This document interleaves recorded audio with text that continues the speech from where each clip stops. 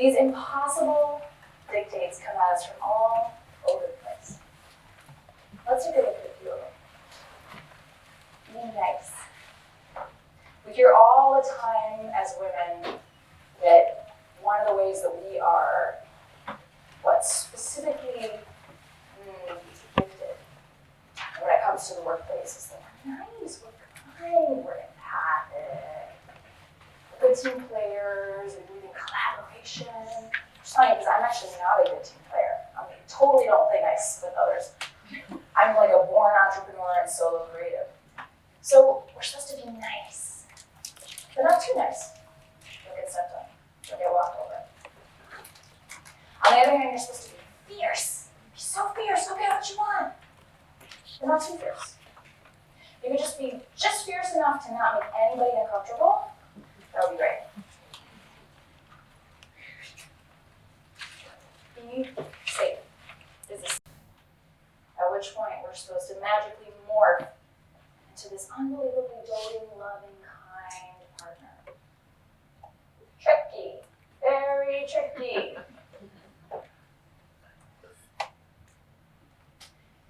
Here's a very tricky one. Be sexy. So men will like you. Sexuality is an incredible currency in our world. But don't be too sexy, because something bad might happen to you.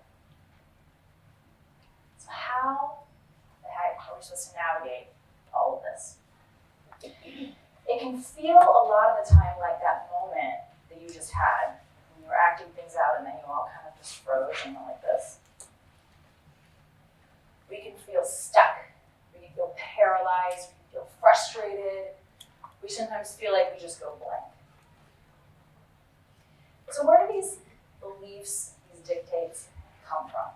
Yeah, sure, they come from the media, they come from all kinds of places outside ourselves. But I want to look at some of the places where they live inside us. It's no longer that we're hearing these things from outside ourselves, we're hearing them from inside ourselves. One way to understand some of the contradictory and conflicting things that we hold inside ourselves is to understand that many of these are inherited beliefs. We didn't come up with them. We didn't just wake up one day and be like, hey, I know, I'm going to have a career. Oh, but also I'm going to be a good mom, which means that I need to do 74,000 things before 7 a.m. We didn't just make this stuff up. It came to us. It came to us in all kinds of ways. I'm going to tell you a story about me when I was a kid. So I grew up in a very devout world. Anybody else grow up in a church? Any church people, yeah. And the people I grew up with, they did not have a lot of conflicting beliefs. They all knew exactly what they believed, and it made a lot of sense to them. It didn't make sense to me. It was my big secret. It didn't make sense to me at all. And it was very confusing to be with this group of people who, in many ways, were so wonderful. My parents, in particular, are like a great example of what it means to be wonderful people of faith, because I'm a total heathen, and they still love the crap out of me. But growing up, everybody understood how it worked, and it just didn't make any sense to me. So, God is a he. He's not a he, but we always say he. We don't ever say she. Okay? Women are just as good as men. You're just as beloved by God, except that when you get married, your husband will be your boss. And also the pastor knows what's best for you and is really the only intermediary between you and God. Very, very, very confusing. God is so loving, except sometimes he asks his people to do terrible, terrible, terrible things. I was so confused. I couldn't understand how all these things fit together. So when I finished high school, it was time to go off to college.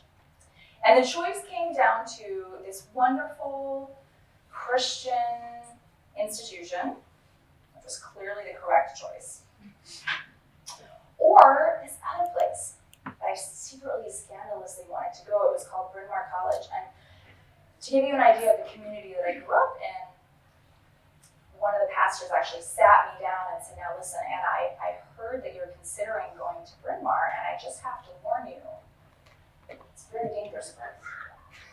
You can find witches there. Lesbians. Feminists. And I was like, sign me up, baby! Off I went. So I go off to Bryn Mawr, and I'm so excited. I'm also terrified. So we get to college, first week of freshman orientation, about 5 minutes in, 90% of the entering class all shave their head, get lip and nose piercings, and fall in love with a girl. That's a stereotype, but it's true. And I was so scared because here I was looking for the feminists. I knew I would spot them because of their horns. I'd be there, but I didn't look like a feminist. I didn't fit. I didn't really want to shave my head. I was scared to admit that I did also like girls. That's a longer story for another day. And I didn't know what to do. Because here I was, I had come to my place. I thought I didn't fit with the Christians. I couldn't be the good, devout girl. Here I was in this place, and it was so scary. I didn't look like them, and I didn't know how to talk like them. And there was this one moment. I had a beautiful journal that I had received as a graduation present from a friend, and it was from Laura Ashley. And my parents are church mice. We didn't have much money at all growing up, and so a journal from Laura Ashley. This was like, oh my God! It was dark green and had these like periwinkle blue berries on it, and it was so beautiful. And it was like my treasure, and it made me feel like, okay, I'm grown up now. I can make it out in this scary, scary world. And I was walking around the first week, and there was this cool girl. She was so cool. She was an upper class woman. She was British. She had these long, beautiful, dark braids. And she said to her friend, she's like, oh my God, what about that? Just sprayed Laura Ashley over my room. Oh! And there I was with my journal that had been my treasure. All of a sudden, I was mortified. I was so embarrassed. Oh, this thing that I thought was beautiful and wonderful, and a sign that I had made it. So embarrassing. And I didn't even know that I was supposed to be embarrassed about it. Now, it might seem silly that these two conflicting beliefs about what was beautiful and what was embarrassing made me feel stuck. And when two beliefs, two understandings about how the world works and who we're supposed to be, when those two things butt up against each other, we can often feel paralyzed. So I want you to think for a minute about your own mom, your mother. That she was a good mom, bad mom, really doesn't matter. I want you to think about when she was a little girl. Think about the world she grew up in.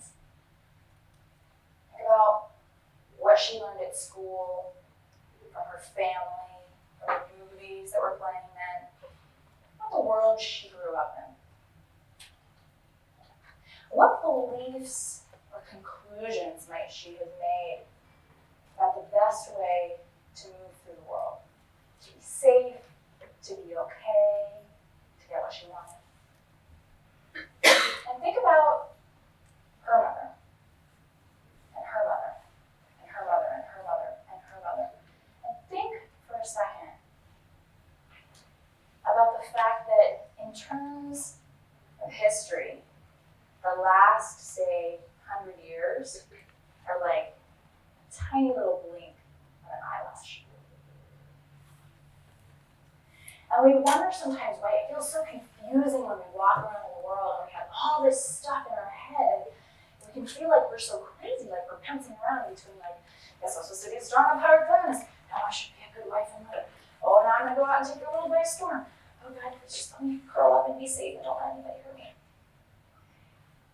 It doesn't seem so crazy when you think about the fact that for generations, mothers will do pretty much anything to keep their kids safe. And so if you think about some of the things that you might have had to tell your own daughters, sisters, nieces, granddaughters, things that you might have had to tell them about the world,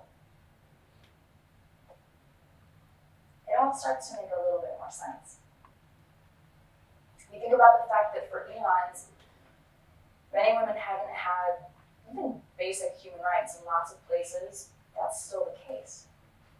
Can't own property, can't leave a marriage, can't keep their children for sure. If they leave a marriage, can't keep their own name, can't have a bank account, can't inherit, can't vote, can't drive, can't read. In that kind of an environment, what kinds of things might you tell your daughters to keep them safe? Are you going to tell them, go forth and blaze new paths? Probably not. That's a pretty dangerous charge to give to a young girl. And a lot of times and places, and sometimes even here now, the safest way to be as a woman is to stay under the radar, don't make waves, and most of all, above all, don't piss off the men. Don't piss them off, it's not safe. Don't do that. And so all these things that I have been told, and probably you've been told, that really frustrate me, make a little bit more sense when I think with some compassion about what life might have been like for these women and the truths as they understood them that they might have instilled to their children. And there's this incredible privilege in being able to say things like, go for your dreams, and I'm a nasty woman, and it's a privilege and it's a responsibility. Now, I have 5 kids, and I can guarantee you that I do not sit around being like, okay, now how can I ruin their lives and keep them small and pinched? Of course not, right? Everybody wants their kids to go out and have big, expansive lives. But I gotta tell you, after last November, the way that I talk to my kids is a little bit different. You think about if you had a sister, a daughter, a niece. She got this amazing internship at the White House. What would you tell her? Would you tell her to go be bold? Maybe, yeah. Would you tell her to go work so hard? Absolutely. Would you also tell her, be careful, watch out, watch your back, watch out for conference rooms, boardrooms, closets, hallways. Watch out, because if something that isn't supposed to happen happens, the laws and the authorities in place are not going to protect you. That's a hard truth to have to tell our children. And it's a hard truth that people have always had to tell their children. So what do we do with these inherited beliefs? The most powerful thing that we can do is to shine a light on them. And that might sound airy-fairy and fluffy, and you're like, no, but I have to live in the real world. Bringing some light to these inherited beliefs is incredibly powerful. Because a lot of them, in the light of day, will just drop away. It turns out that I do not need to wear white gloves to church on Sunday. Thank you very much. It turns out that being a good girl and following the rules isn't going to keep me safe. As soon as I look at that, I go, oh yeah, nope. How about that one go? There are all kinds of beliefs that we carry inside us, and just looking at them, bringing that light of awareness to them is incredibly powerful. A lot of them are like shadows. They just scatter right away. In a minute, I'm going to ask you to shine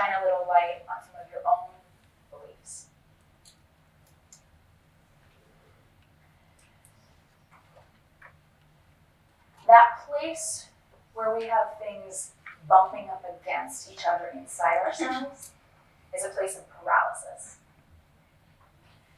It's a place of not being able to choose. It's that feeling you had a minute ago when you were like this, and you're like this, and then you went.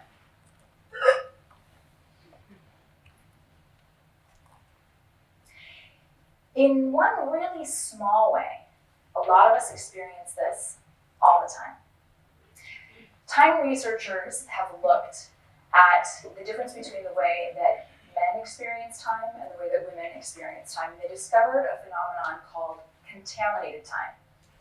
They discovered that men and women are, even when engaged in one activity, are thinking about up to 5 other activities at the same time.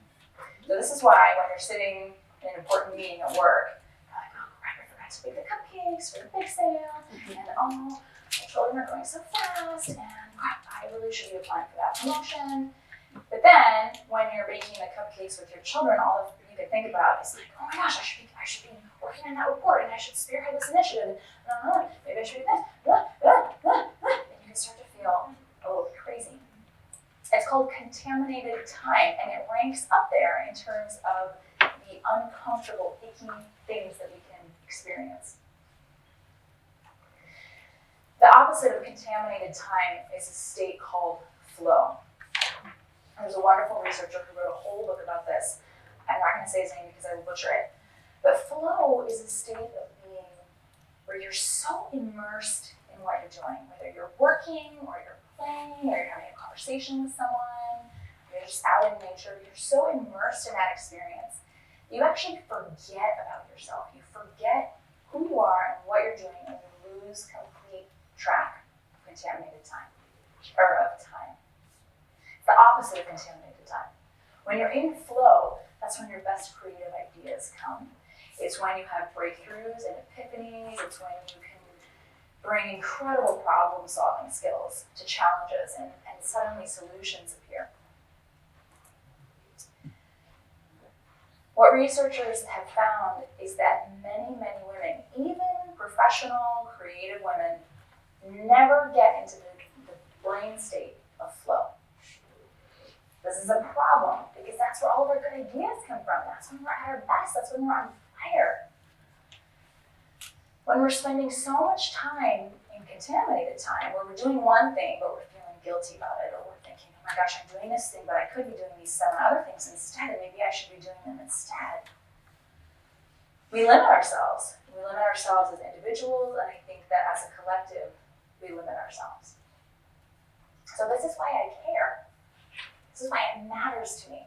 This is why, in a minute, I'm going to ask you to do some slightly squirmy inner awareness work. It won't hurt though, I promise. It matters to me because I want women to get out of contaminated time and get into flow. I want us to get into flow a lot. I want to see what we will all bring to the table if we can put some of that conflicted, scattered, guilty thinking aside and throw ourselves into what we're doing, even if it's just for an hour. I also care because when you have conflicting beliefs about what you're worth, what you deserve, how you're allowed to negotiate as a woman, you can sometimes go to ask for a raise. You can do this off the man, don't piss off the man, that's not safe, don't do that. Or, who the heck am I to do this? And so what happens is you go to talk to your boss, and you're like, so I want to talk to you about my performance because I think I really want to table. And also, I think maybe I deserve a raise if that's okay with you. Please don't be mad at me. Please don't be mad. Obviously, I'm exaggerating, right? But even if your words are saying the thing that you're supposed to say, the good negotiation thing, right? If your posture, your body language, your voice, your energy, all your nonverbals are saying, please don't be mad at me. Guess what you're communicating? You're communicating, I'm doing this terrible thing and you should be so mad at me. Guess which comes across more clearly? It's not your words, it's all the other things you're communicating. So there's a really tangible reason for us to take a look at these conflicting beliefs because they affect how we show up.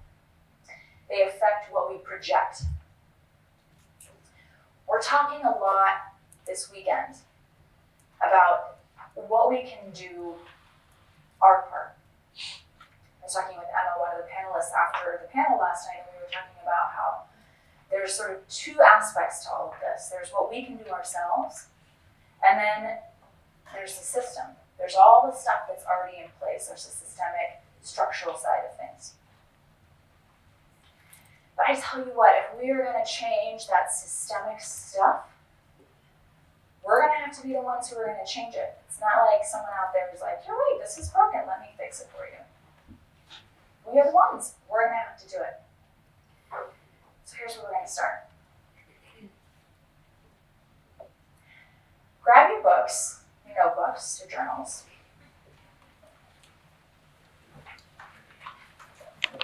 And we're going to go on a smoothing expedition into your life, into your psyche. And I want you to see if you can find a spot in your life where you feel stuck, where you feel like you're just not sure what to do. Or maybe you kind of know what you need to do, but you feel paralyzed. And if you can't think of one, most of us can probably think of one, but if you can't think of one, ask yourself this question. Why do I feel guilty? Guilt is like a big red flag that we've got us. And so we can't go left and we can't go right, we can't move, we're stuck. So first, identify a place.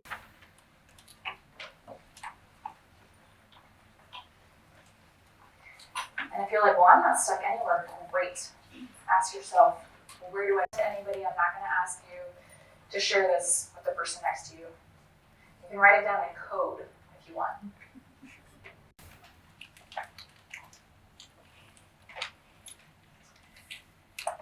So we're going to just shine a little compassionate light on this situation. Do two different things in a way that makes you feel stuck or paralyzed or guilty. And I want you to write both of those beliefs down. You're able to think about them and you're able to evaluate them. So write down those two beliefs.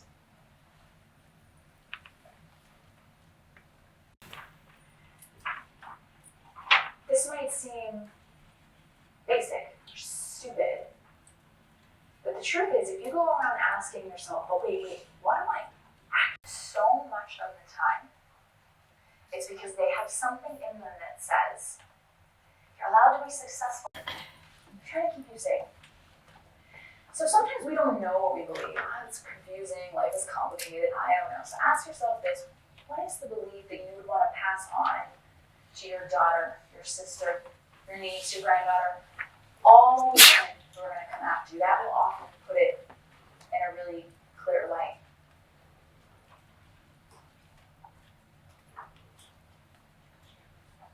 We have to become our own compass. If there ever was a time when there were structures in place to protect us and show us what's right, sort of, be like, yes, as a country, this is what we believe fairness and decency looks like, that time is gone. It's uncharted waters. We have to become our own compasses. I can't think of any better compasses than you guys. I believe in your moral compasses way more than I believe in eons of handed down inherited beliefs you might carry inside you. And I definitely believe in your compasses more than I believe in most of the bullshit that is floating through the ether right now.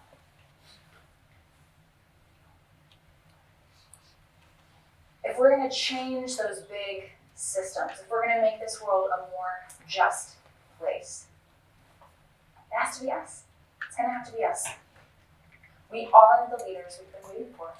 And believe it or not, that starts with this kind of simple work that you just did on that piece of paper.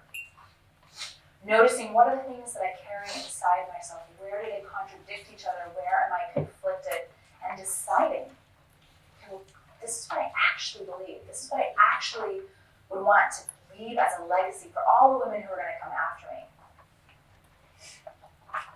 I trust you guys. You're going to make good choices. I know it. I believe in you. I believe in all of us. Got this. Thank you.